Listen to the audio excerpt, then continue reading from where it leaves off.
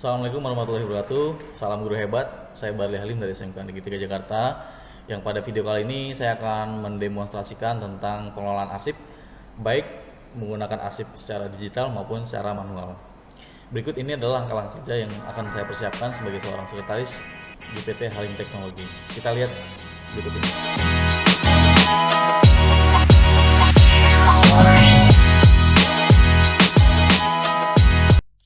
Langkah pertama adalah kita menggunakan browser untuk membuka email atau surat yang masuk ke dalam alamat kita. Ya, di sini saya menggunakan browser Chrome. Kemudian saya masuk ke akun saya, ya. Kemudian kita masuk ke akun Google Mail untuk mengunduh surat yang masuk ke dalam perusahaan. Di sini ada beberapa surat yang masuk ke perusahaan. Ya, surat-surat undangan, surat penawaran, penagihan, ada surat yang masuk. Nah, yang pertama adalah kita membuka dulu email ini, ya. Ini adalah surat, ya. Ya, berikut ini kami kirimkan penawaran kepada PT Halim Teknologi sebagai pertimbangan kami kirimkan brosur. Nah, kemudian surat ini kita unduh dan kita print, ya. Kita unduh dan kita print. Kita download suratnya. Nah, setelah kita download, langkah berikutnya adalah kita bisa menggunakan print surat tersebut, ya, dengan printer yang sudah terkoneksi dengan komputer kita, seperti itu.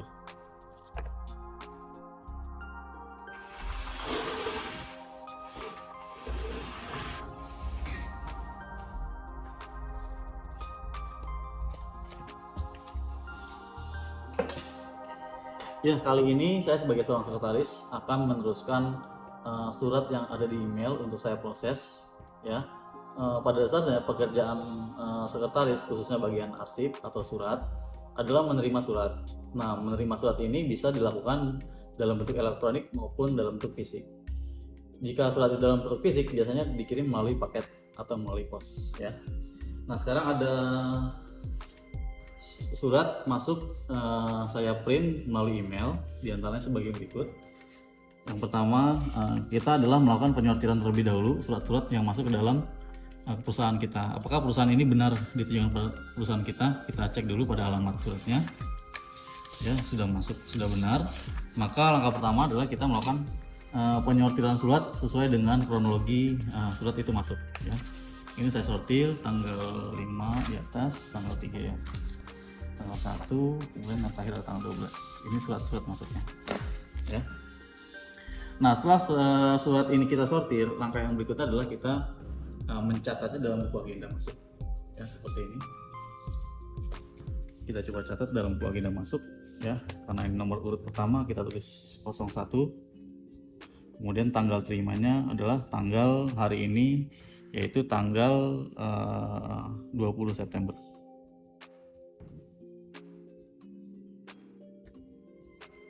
Kemudian nomor surat adalah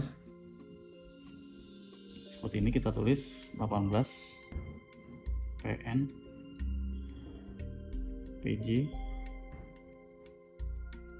9 2024.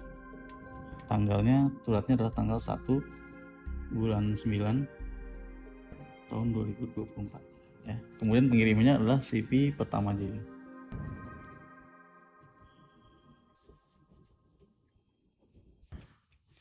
Perihalnya adalah penawaran pesawat televisi.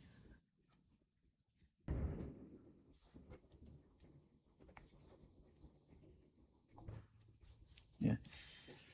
Kemudian diteruskan kepada, di sini adalah bagian pengadaan alat atau bagian perlengkapan. Ya. Kemudian keterangan apabila ada lampiran. Di sini ada lampiran 1 lembar brosur, kita tulis 1 brosur. Ya. Nah, oke.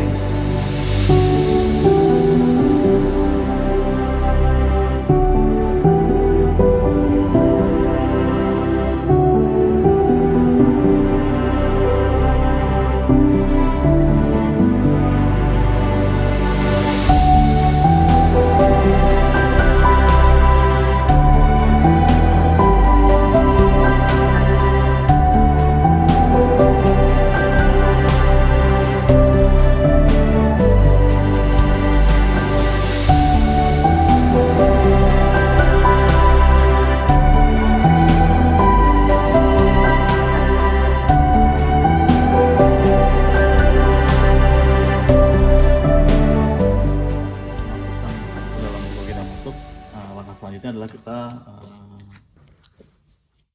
memberikan sampel agenda, ya, untuk memudahkan kita dalam pengasipan. Ya, kita berikan sampel agenda.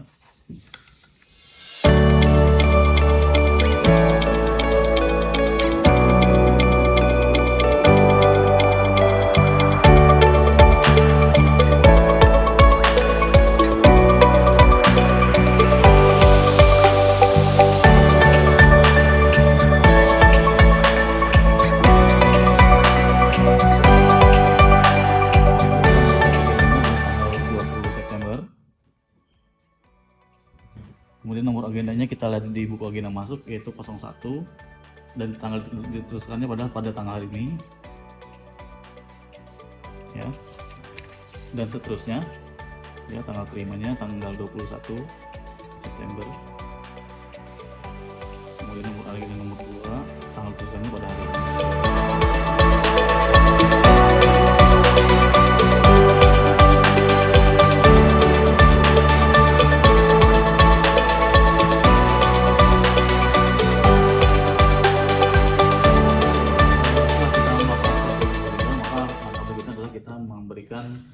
Lomba disposisi untuk menunjukkan surat ini akan diproses oleh pimpinan.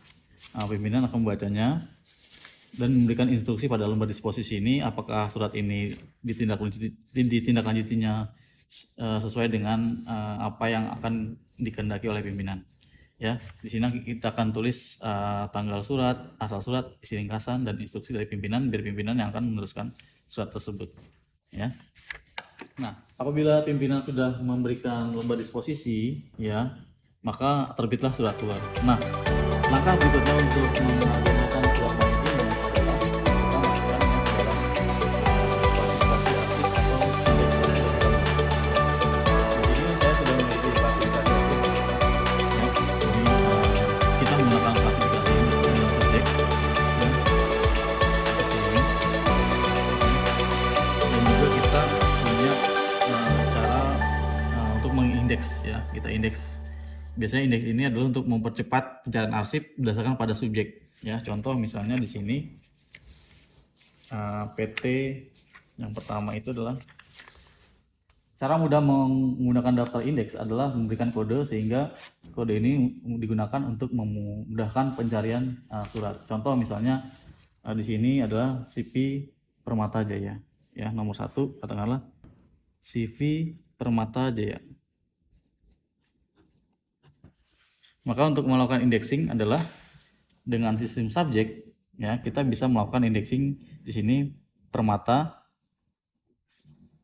Jaya CV, sehingga kita tulis kode di sini adalah PE, ya, kode untuk indeks surat ini, ya. Oke.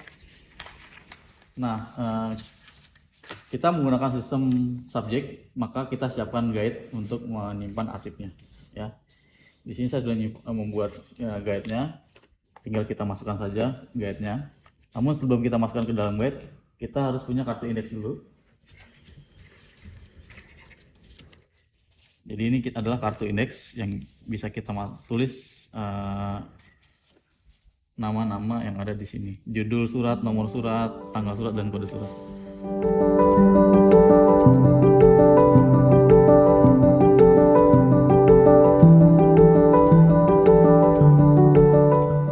Kemudian kode suratnya kita lihat di klasifikasi, kita menggunakan sistem subjek. Kita bisa masukkan ke dalam di sini karena ada penawaran, berarti masuknya adalah pemasaran, ya. Jadi masalah utama guide-nya di sini adalah pemasaran pada bagian penawaran. Itu garis, kemudian di bawahnya adalah penawaran.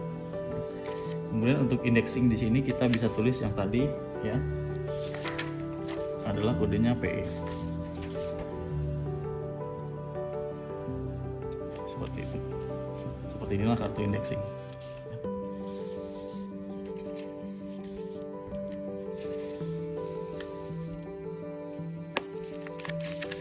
Oke, berikutnya setelah kita melakukan indeks, maka kita punya kartu indeks. Berikutnya kita memasukkannya ke dalam file map yang sudah kita siapkan berikut dengan guide-nya. Ya, ini adalah guide utama pemasaran umum, keuangan, dan kepegawaian. Guide ini akan berkembang mengikuti perkembangan perusahaan apabila perusahaan menerima banyak lagi jumlah surat yang diterima. Ya, saya ambil contoh seperti ini. Karena ini itu sudah ada guide-nya, tinggal kita masukkan saja. Ya. Ya, setelah kita membuat buku agendanya, berikutnya adalah kita memasukkan kode.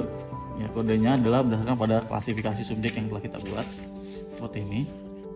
Ya, jadi kita buat di sini kodenya misalnya adalah CV ini adalah penawaran, berarti dia masuk ke dalam masalah utama atau guide utamanya adalah pemasaran. Ya. Kemudian guide kedua adalah penawaran, itu masih dalam pemasaran. Kemudian guide ketiga masih sama, penawaran, dia masuk pemasaran. Kemudian yang keempat adalah pesanan mesin. Pesanan masuk ke dalam guide pemasaran. Kemudian terakhir adalah penagihan faktur, berarti ini masuk dalam keuangan, yaitu kredit atau pajak, ya, biaya-biaya dan lainnya. Kita masuk ke dalam bagian keuangan. Ya, seperti itu. Setelah surat itu diteruskan oleh pimpinan, maka lembar disposisi ini pasti akan terlepas dari surat, bertanda bahwa surat itu telah selesai untuk diproses. Maka langkah berikutnya adalah kita mengarsipkan surat, ya, berdasarkan pada buku agenda yang sudah kita buat. Ya, ini kodenya sudah ada. Ya, misalnya kode yang pertama adalah CV Permata, itu masuk ke dalam kode pemasaran. Ya, makanya kita masukkan di dalam sini kode pemasaran. Ya, maka kita bisa langsung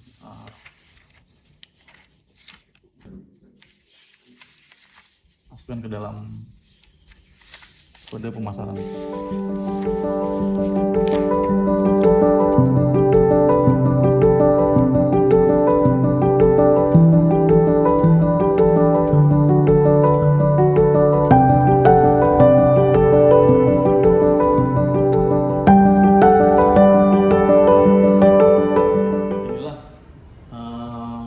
Map untuk kita simpan sebagai surat masuk, ya. Maka kita bisa langsung menyimpannya dalam Wordnote seperti ini.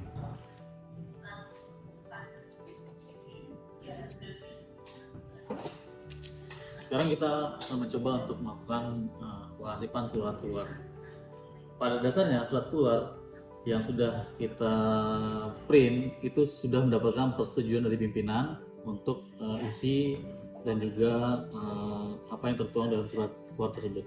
Nah, untuk surat keluar itu biasanya dilakukan penggandaan, yaitu satu untuk dikirim, yang satu lagi sebagai arsip kita. Nah, sekarang di sini langkah pertama adalah kita melakukan penulisan surat keluar dengan menggunakan agenda surat keluar. Agenda yang kita gunakan adalah agenda kembar, sehingga agenda keluar dan agenda masuk itu berbeda, jadi tidak sama seperti ini, ya. Maka yang berikutnya adalah kita tinggal menulis surat apa saja yang akan hendak kita kirim ke dalam buku agenda keluar. Nah, di sini ada nomor 1, ya, katakanlah ini sudah kita kronologikan suratnya. Kita buat kronologi terlebih dahulu, ya. Kita kronologiskan, maka kita buat surat keluarnya, ya, mulai dari nomor urut 01, kemudian nomornya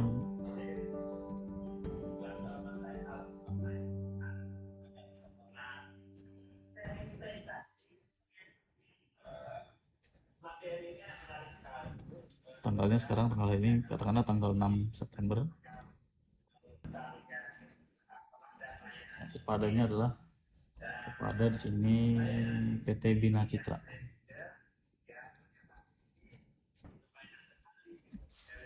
Tentang penawaran mesin fax.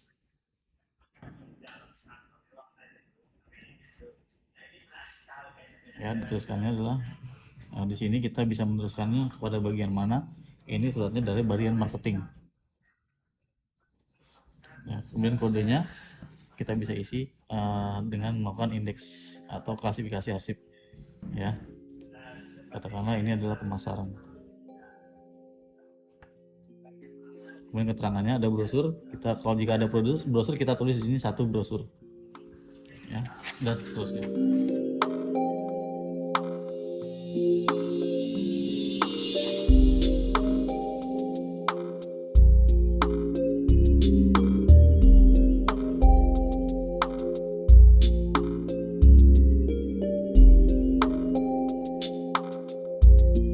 Kita memasukkan surat ini ke dalam buku agenda. Langkah berikutnya adalah kita mulai meneruskannya ke dalam map, ya.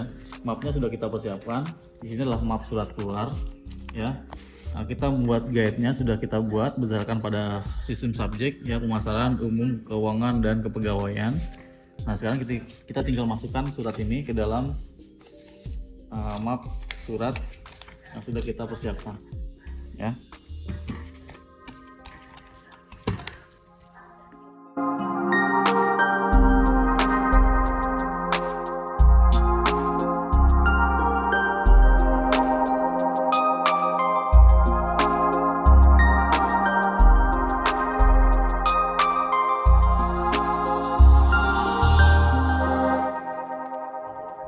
Seperti ini, maka inilah arsip untuk surat keluar, ya. Kita bedakan warnanya dengan arsip surat masuk, seperti itu. Baik, demikianlah sistem surat masuk yang sudah saya lakukan secara manual. Biasanya surat manual ini sebagai backup kita bisa melakukan penyimpanan secara digital dengan melakukan scan, kemudian kita masukkan ke dalam folder komputer dengan sistem yang kita buat, yaitu sistem subjek. Setelah kita melakukan proses surat masuk dengan manual atau dengan sistem buku agenda, langkah berikutnya kita bisa menggunakan surat dengan sistem elektronik, ya. Nah, surat sistem elektronik ini disesuaikan dengan kemampuan dan sumber daya yang ada di perusahaan. Nah, umumnya sebelum kita mengagendakan atau memasukkan surat ke dalam sistem elektronik, kita harus membuat dokumentasi digital terlebih dahulu untuk memudahkan surat itu kita masukkan ke dalam elektronik, ya. Digitalisasi ini bisa berupa scanning atau mungkin menggunakan penangkapan citra gambar yang lain, ya. Nah, suratnya sudah ada. Berikutnya kita tinggal masukkan ke dalam storage, ya, cloud storage yang ada di beberapa platform yang menyediakan sistem cloud atau sistem penyimpanan secara berbayar ataupun ada juga yang gratis. Nah, di sini kita menggunakan Google Drive, ya. Google Drive ini kita bisa manfaatkan untuk membuat folder-folder berdasarkan sistem subjek sesuai dengan kebutuhan yang kita inginkan. Contoh di sini saya membuat beberapa folder surat, ya, untuk penyimpanan secara digital. Kita ambil contoh saja adalah di folder penawaran sudah ada surat penawaran. Ya, ini contoh suratnya sudah ada, sehingga surat ini bisa kita simpan dalam bentuk fisik secara digital untuk memudahkan kita dalam penyimpanan surat secara digital. Seperti itu.